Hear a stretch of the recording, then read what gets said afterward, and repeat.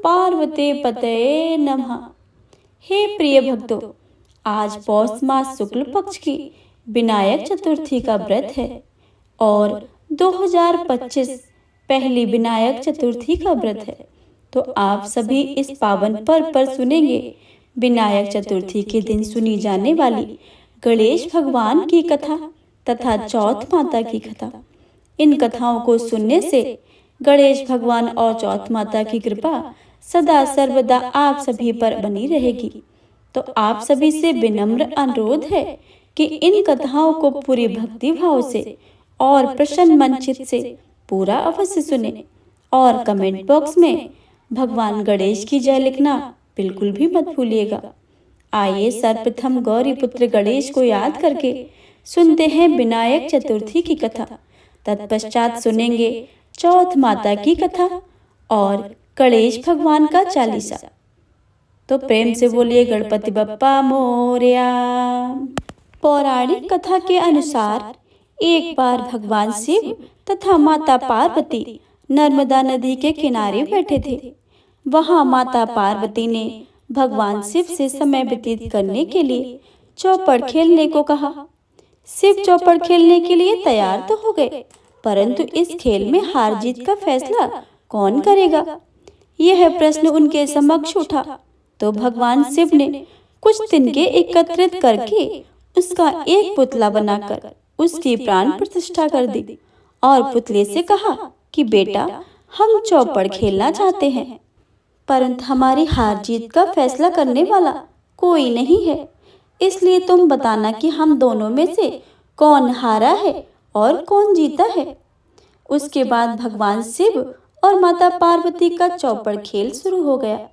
यह खेल 3 बार खेला गया और संयोग से तीनों बार माता पार्वती ही विजय हुई। खेल समाप्त होने के पश्चात बालक से हार जीत का फैसला करने के लिए कहा गया, तो उस बालक ने महादेव को विजयी बताया। यह सुनकर माता पार्वती अत्यंत क्रोधित हो गई और क्रोध से उन्होंने बालक को लंगड़ा होने, कीचड़ में पड़े रहने का श्राप दिया।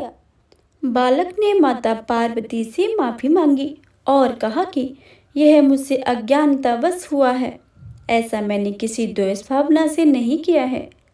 बालक द्वारा क्षमा मांगने पर माता पार्वती कहने लगी कि यहाँ गणेश पूजन के लिए कुछ नाग कन्याएं आएंगी, उनके कहे अनुसार तुम गणेश का व्रत करना, ऐसा करने से तुम मुझे प्राप्त करोगे। यह कहकर माता पार्वती शिव भगवान के साथ कैलाश पर्वत पर चली गई। 1 वर्ष के बाद उस स्थान पर नाग कन्याएं आईं। तब नाग कन्याओं ने श्री गणेश भगवान को व्रत की विधि बताई। विधि मालूम करने पर उस बालक ने 21 दिन लगातार गणेश जी का व्रत किया। उसकी श्रद्धा से गणेश जी प्रसन्न हुए। उन्होंने बालक को मनवांछित फल मांगने के कहा।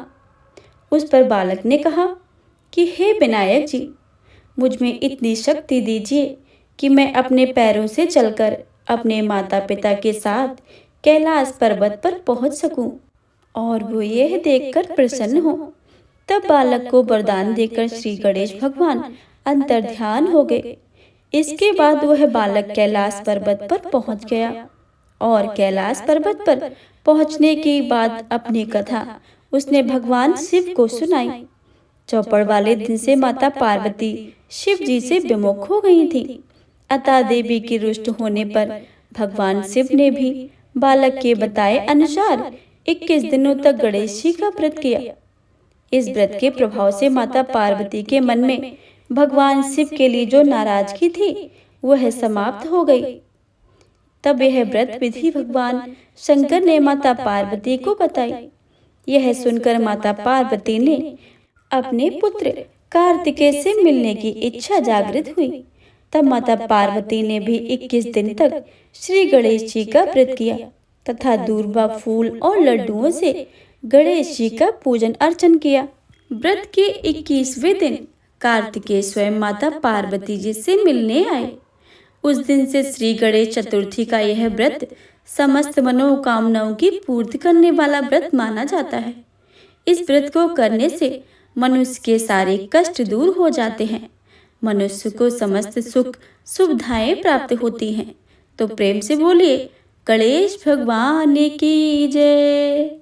गणेश विनायक चतुर्थी की दूसरी कथा। एक गांव में एक विधवा अपनी बहू के साथ रहती थी। उसकी बहू मंदबुद्धि की थी, जो अपनी भूख बर्दाश्त नहीं कर पाती थी और स्वयं खाना खाने के लिए उतारू ही रहती थी। वह सबसे पहले उठकर खाना खाती थी, फिर घर के बाकी काम किया करती थी। एक दिन विधवा ने अपने घर में पूजा रखवाने की सोची, लेकिन वह बहुत बड़ी परेशानी में थी, क्योंकि उसकी बहू अगली सुबह उठते ही खाना खाने के लिए दौड़ेगी और पूजा के लिए बनाए गए पकवान को झूठा कर देगी। अपने बहू को पूजा के लिए बनाए गए पकवान से दूर करने के लिए विधवा ने एक नया तरीका सोचा। पूजा वाली सुबह उसने एक मटका लिया और उसके नीचे एक छेद कर दिया और अपनी बहू से बोली कि आज पूजा है, इसलिए खाना खाने से पहले पानी भरकर ले आओ। बहू भी चालाक निकली। उसने देख लिया था कि विधवा ने मटके के नीचे छेद कर दिया था, इसलिए वह अपने साड़ी में आटा बांधकर पनघट पर चली गई। वह उसने आटा निकाला और कुएं के पानी की मदद से बाटियां बनाकर लग गई। कुएं के पास ही एक शमशान घाट था, वहां चिता जल रही थी। बहू ने उसकी आंच से अपनी बाटियां सेक ली। उसकी बाटियां सूखी थी तो वह पास से ही गणेश जी के मंदिर चली गई, जहां गणेश जी को किसी ने चोला चढ़ाया हुआ था।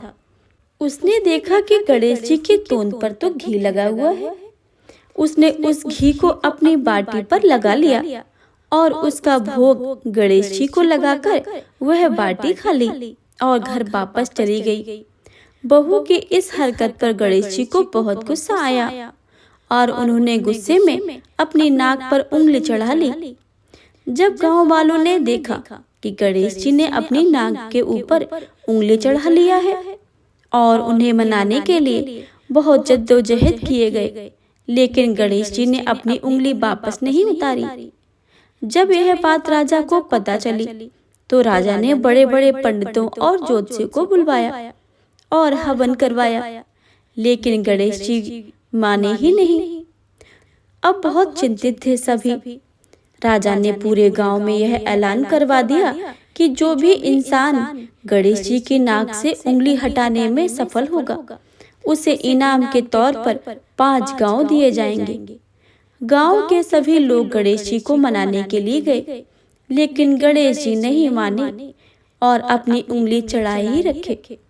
अंत में विधवा की बहू बोली कि अगर आप सभी आज्ञा दें तो गणेश जी की उंगली हटा सकते हैं। उसकी बात मानकर विधवा हंसने लगी और बोली कि जब बड़े बड़े विद्वान कुछ नहीं कर पाए तो वह गणेश जी कैसे को मना पाएगी। किसी ने बोला कि जब सब लोगों को मौका मिला है तो उसे भी एक मौका मिलना चाहिए। फिर सभी लोग बहू को एक मौका देने के लिए मान गए, लेकिन बहू ने एक शर्त रखी। उसने कहा कि उसके घर से लेकर मंदिर तक पर्दा बांधा जाए। सब लोगों ने सोचा कि इतना कुछ तो हो ही चुका है, तो पर्दा बांधने में क्या ही जाता है। बहू के कहे अनुसार उसके घर से लेकर मंदिर तक पर्दा लगाया गया। बहू ने अपना दिमाग लगाया और अपने पेटीकोट में मोगरी छिपाकर ले गई। मंदिर जाकर उसने गणेश जी से बोला कि मैंने आपके तोंद से जरा सा घी क्या ले लिया, आपने अपने नाक पर उंगली ही चढ़ा ली। अब नाक से उंगली हटा रहे हो या तो एक मोगरी दूं, आपके टुकड़े टुकड़े हो जाएंगे। बहू की यह चेतावनी सुनकर गणेश जी थोड़ा डर गए और उन्होंने सोचा कि यह तो पूरी ही पागल है, कहीं सच में मुझे मोगरी न मार दे। गणेश जी ने बिना सोचे समझे अपनी नाक पर से उंगली हटा ली, जिसे देखकर गांव वाले बहुत ही खुशी हुए और बहू की जय जयकार करने लगे। राजा के ऐलान के मुताबिक बहू को 5 गांव इनाम में दे दिए गए। हे गणेश भगवान, जैसे आपने बहू की सुनी, वैसे ही इस कथा को सुनने वाले, कहने वाले तथा हुंकार भरने वाले सभी पर अपनी कृपा ऐसे ही बनाए रखना। प्रेम से बोलिए गणपति बप्पा मोरया। ओम नमः शिवाय। गणेश भगवान की अगली कथा। एक विधवा मालिन थी। उसके 4 साल का एक बच्चा था। उसकी सास उसके साथ बहुत बुरा व्यवहार करती थी। एक दिन की बात है, सास ने पोते बहू को घर से निकाल दिया। इधर उधर भटकने के बाद माँ ने एक पेड़ के नीचे बैठ गई।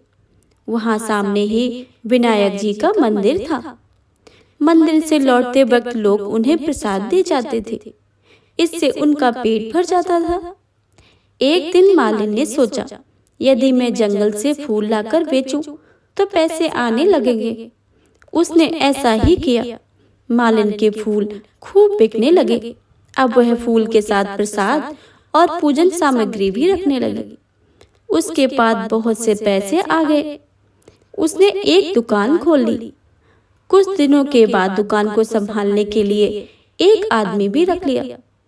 आदमी और बेटा दुकान का काम संभालते और मालिन विनायक जी की पूजा पाठ करने लगी। मालिन ने एक बहुत अच्छा मकान भी बनवा लिया था। धीरे धीरे काम और भी बढ़ गया।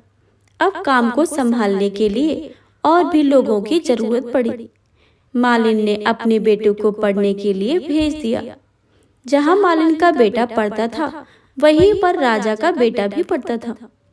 दोनों में बहुत अच्छी दोस्ती हो गई थी। मालिन का बेटा कई बार महल में भी गया था। वहां राजा का बेटी ने एक बार मालिन को बेटे को देखा। तभी उसने मन ही मन उससे विवाह करने की प्रतिज्ञा ली। उसने यह बात अपनी भाभी को बताई। भाभी ने कहा कि यह राजा विवाह नहीं करवाएंगे। माँ राजकुमारी ने कहा कि मैंने प्रतिज्ञा की है कि अगर मैं विवाह करूंगी तो इसी लड़के से करूंगी। राजा को जब राजकुमारी की प्रतिज्ञा का पता चला तो उन्होंने राजकुमारी का विवाह मालिन के लड़के के साथ कर दिया। मालिन ने बेटे और बहू को पहले विनायक जी के मंदिर में धूप लगवाने के लिए ले गई। फिर उसके बाद घर में प्रवेश करवाया। सारे गांव में यह बात फैल गई कि जो विनायक जी की पूजा करते हैं वह व्यक्ति सुखी हो जाते हैं। यह बात फैलते ही मंदिर में बड़ी संख्या में लोग आने लगे। इससे मालिन की दुकान की कमाई और भी बढ़ गई। उधर मालिन की सास अन्न के एक एक दाने के लिए मोहताज हो गई। उसने भी विनायक जी के मंदिर में जाने की सुना तो वह भी आई। उसी दुकान में काम मांगने आई। पोते ने तो दादी को पहचाना नहीं और काम पर रख लिया। कुछ समय के बाद मालिन मंदिर से पूजा करके लौट रही थी। उसने अपनी सास को देखते ही पूछा कि आप यहाँ कैसे? सास बोली, मुझे दुकान में काम मिल गया है। मालिन बोली, सासू जी, यह दुकान तो आप ही की है। यह आपका पोता है। आपने हमें घर से निकाल दिया था, लेकिन विनायक जी की कृपा से आज हमारे पास सब कुछ है। हे विनायक जी महाराज, जैसे मालिन को दिया है वैसे ही सभी को देना। जैसे मालिन और उसके बेटे की लाज रखी है, धन दिया है, वैसे ही सबको देना। कहानी कहते को सुनते को सभी परिवार को देना। प्रेम से बोलिए गणेश भगवान की जय। प्रेम से बोलिए गणेश भगवान की जय। जय श्री राधे कृष्ण। अब आप सभी श्रवण करिए विनायक चतुर्थी के दिन चौथ माता की कथा। तो प्रेम से बोलिए चौथ माता की जय। एक सेठ सेठानी थे। उनके एक बेटा और बहू थे। बहू सबको भोजन करने के बाद स्वयं भोजन करती थी। एक पड़ोसन ऐसी थी जो रोज पूछती थी कि बहू आज क्या बनाया खाया है। बहू कहती थी कि ठंडी बासो। एक दिन उसके पति ने ऐसा सुनकर विचार किया कि आज तो पकवान बनाए जाएं, फिर देखें कि मेरी पत्नी क्या कहती है। उसने तरह तरह के पकवान बनाए और घर के सभी लोगों ने एक साथ बैठकर भोजन किया। आज भी पड़ोसन ने पूछा तो बहू ने कहा कि ठंडो बासी। सेठ के लड़के ने सोचा, हो ना हो कोई बात अवश्य ही होगी जिससे कि मेरी पत्नी ऐसा कहती है। उसने पत्नी से पूछा कि तुम रोज ठंडो बासी खाया ऐसा क्यों कहती हो, जबकि अपन सबने एक साथ बैठकर कई तरह के पकवान खाए हैं। उसकी पत्नी बोली, अपन जो खा रहे हैं वह माँ बाप का कमाई है। जिस दिन आप कमा कर लाओगे उस दिन मैं समझूंगी कि ताजा भोजन कर रहे हैं।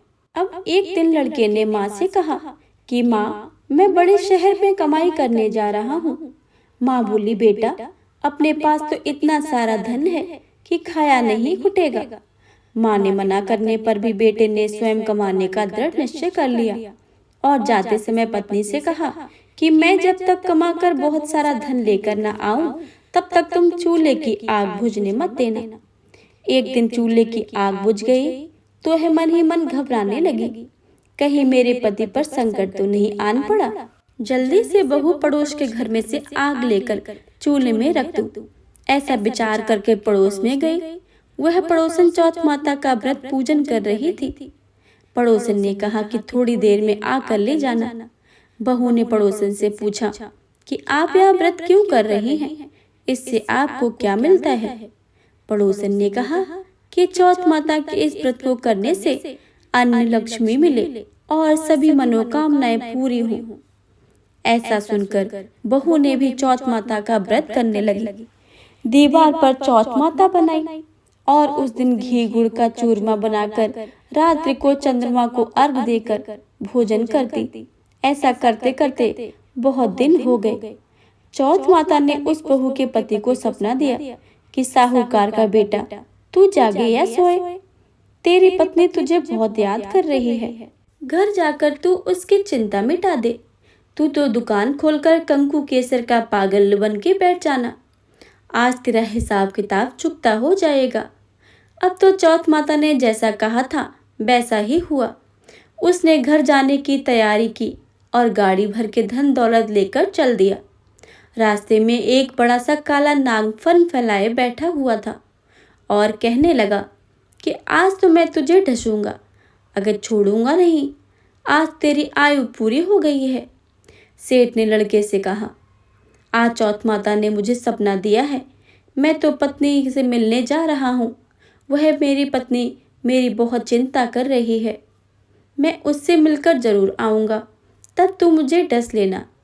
नाग ने कहा कि तुम शपथ पूर्वक कहकर जाओ तो मैं तुम्हें जाने दूंगा, परंतु लौट कर नहीं आए तो मैं तुम्हारे घर आकर तुम्हें डस लूंगा। इस प्रकार सर्प को वचन देकर वह अपने घर पहुंचा। वहां सभी से हंसी खुशी मिला और भोजन करके उदास होकर बैठ गया। उसकी पत्नी ने उदास होने का कारण पूछा तो पति ने काले नाग वाली बातें बताते हुए कहा, यदि मैं उसके पास नहीं जाऊंगा तो वह मुझे घर आकर ही डस लेगा। पत्नी बहुत चतुर थी। उसने कहा कि आप घबराओ नहीं, लेट जाओ, मैं एक उपाय करती हूँ। पत्नी ने कमरे की 7 पीढ़ियां धोई। पहली पर रेत बिछाया, दूसरी पर इत्र, तीसरे पर गुलाल फूल, चौथी पर कंकु केसर, 5वीं पर लड्डू पेड़ा, छठी पर गादी गलीचा और 7वीं पीढ़ी पर दूध का कटोरा भरकर रख दिया। इस प्रकार वह 7 पीढ़ी सजाकर बैठ गई। आधी रात होते ही नाग आकर पीढ़ी चढ़ने लगा। पहली पीढ़ी पर रेत में लौट गया और कहने लगा कि सेठ की बहू ने आराम तो बहुत दिया है, पर बचनों में बनकर आया हूँ, सो ढसूंगा अवश्य ही। इस प्रकार 7 पीढ़ियों पर नाग आराम करता हुआ कहता हुआ गया कि ढसूंगा जरूर। कमरे में जाने वाला ही था कि चौथ माता ने विचार किया कि मैं इसे नहीं बचाऊंगी तो संसार में धर्म कर्म और व्रत पूजन कौन करेगा, कौन मानेगा। अब तो गणेश जी, चंद्रमा जी और चौथ माता ने उसे बचाने का विचार किया। चंद्रमा जी ने उजाला किया, चौथ माता ने ढाल बन गई और गणेश जी ने तलवार लेकर नाग को मार दिया और ढाल से ढक दिया। अब बहू भी थकी हारी सो गई। दिन उगा तो बेटे से मिलने आई, परंतु बेटा बहू तो सोए हुए थे, उठे ही नहीं थे। बहुत देर हो गई। माँ ने उठाने गई तो माँ ने 7 पीढ़ियों पर जो कुछ देखा तो वह बहुत घबराई हुई और बहू बेटा को आवाज लगाई। बेटा बहू उठे तो देखा कि ढाल तलवार पड़ी हुई थी। अब ढाल उठाई तो वहीं काला नाग मरा हुआ पड़ा था। बेटा बहू ने सोचा कि आज तो धर्म कर्म ही आड़े आया है, जो भगवान गणेश जी और चौथ माता ने अपनी रक्षा की है। हे चौथ माता, आपने जैसे सेठ के बहू बेटे की रक्षा की है, वैसे ही सबकी कीजो। बोलो चौथ माता की जय। चौथ माता की अगली कहानी।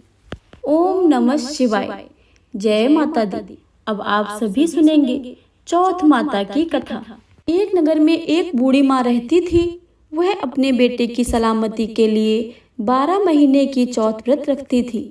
वह चौथ को पंसारी से थोड़ा सा गुड़ और घी लेकर आती थी और 4 लड्डू बनाती थी। एक बेटे को देती थी, एक से पूजा करती थी, एक हथकार के लिए निकालती थी और एक चांद उंगली पर खुद खा लेती थी। एक बार उसका बेटा ताई से मिलने आया। ताई ने बैसाखी चौथ का व्रत रखा था। ताई से पूछा, माँ तो 12 चौथ करती है। ताई बोली, मेरी माँ तो कमाई से तरमाल खाने के लिए 12 चौथ करती है। तू परदेश जाए तो एक भी चौथ नहीं करेगी। लड़के को लगा कि ताई सच बात कह रही है। घर जाकर माँ से कहा, माँ मैं परदेश जा रहा हूँ, यहाँ तो मेरी कमाई खाने पीने में उड़ा देती है। माँ ने समझाकर रोकना चाहा, पर बेटा नहीं माना। माँ ने उसे साथ ले जाने के लिए चौथ माता के आगे दिए हुए कहा, मुसीबत से ये आंखें तेरी मदद करेंगी। वह आंखें लेकर रवाना हो गया। घूमते हुए एक नगर में पहुंचा।